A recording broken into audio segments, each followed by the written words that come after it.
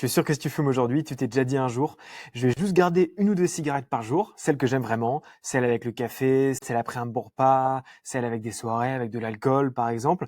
Et franchement, ça paraît malin sur le papier, parce que tu réduis les risques et tu gardes le plaisir. Ça paraît un peu le plan parfait, mais dans la vraie vie, ça fonctionne pas du tout comme ça et je vais t'expliquer pourquoi avec deux raisons très simples. La première, en fait, elle est physique. Quand tu fumes 10, 15, 20 cigarettes par jour, ton corps s'habitue et reçoit chaque jour une dose précise de nicotine. Et ce qu'il faut savoir, c'est que ton cerveau, il va créer des récepteurs de nicotine. Ces récepteurs, ils vont attendre leur dose à intervalles réguliers. Si tu fumes 10 cigarettes par jour, ça sera une dizaine de doses. Donc, si tu réduis brutalement ou même en douceur, tu passes de 20 à 10, à 5, à 2 cigarettes, ton corps, lui, il comprend pas. Il entre dans une sorte de manque. Résultat, tu vas te sentir plus fatigué, tendu, irritable et même peut-être obsédé par l'idée de la cigarette, par le fait de fumer. Et donc forcément, à un moment donné, tu finiras par recommencer.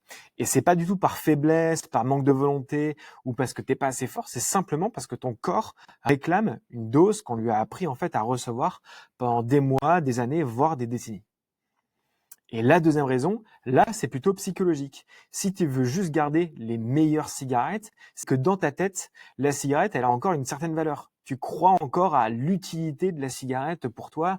Tu as l'impression, la sensation qu'elle te détend, qu'elle te récompense, qu'elle te permet de mieux profiter dans certains moments, qu'elle t'aide à gérer justement les moments qui peuvent être un peu plus compliqués.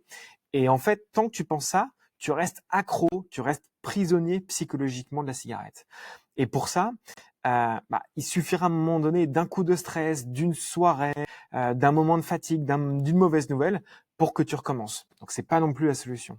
Et ça, c'est ce qu'on appelle la dépendance psychologique. Et elle est même la plupart du temps beaucoup plus forte en fait que la dépendance physique. Parce qu'en fait, elle te fait croire que la cigarette c'est ta meilleure amie, alors qu'en fait, c'est ta pire ennemie. Alors oui, je vous vois venir en commentaire, tu vas me dire que tu connais peut-être une personne qui arrive justement, elle, à fumer une fois de temps en temps et ne pas être accro et ne pas être obligé de fumer tous les jours. Et effectivement, ça arrive à certaines personnes qui se retrouvent dans ce cas de figure. Mais ces personnes, elles ont une particularité, c'est qu'elles sont pas dépendantes physiquement de la nicotine, ou bien très différemment.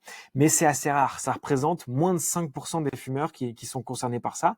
Mais bon, de toute façon, comme tu le sais, peu importe la quantité, même à faible dose, ça reste ultra toxique. Et si tu te demandes si tu fais partie de ces 5%, c'est que c'est pas le cas. Parce que sinon, tu aurais déjà pu réduire énormément ou bien arrêter totalement. Et donc, la solution, c'est pas de réduire, c'est de changer totalement d'approche. Et donc, pour ça, l'objectif, c'est de comprendre les trois dépendances que tu peux avoir. La dépendance physique, la dépendance des habitudes que tu as pu développer et surtout la dépendance psychologique qu'on vient de voir. Parce que l'objectif, c'est de plus avoir besoin, ni même l'envie de fumer. C'est ça la vraie liberté, c'est ça qu'on recherche en fait. Et ça, c'est ce que je fais avec toutes les personnes que j'accompagne toutes les semaines. Si tu veux d'autres conseils pour réussir à arrêter de fumer, tu peux t'abonner à cette chaîne et me suivre aussi sur Instagram.